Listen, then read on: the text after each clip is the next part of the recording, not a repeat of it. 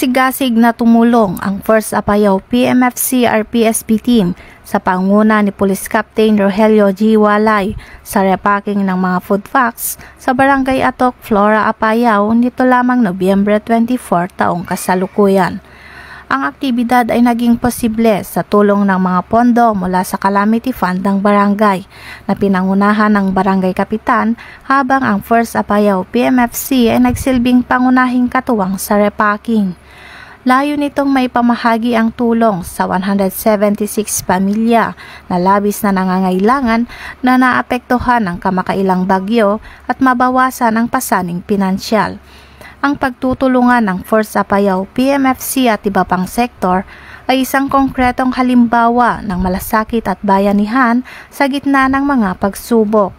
Mula dito sa probinsya ng Apayao, akong iyong PNN correspondent, Patrolwoman Jesly Sabado, alagad ng batas, tagataguyod ng Balitang Pulis.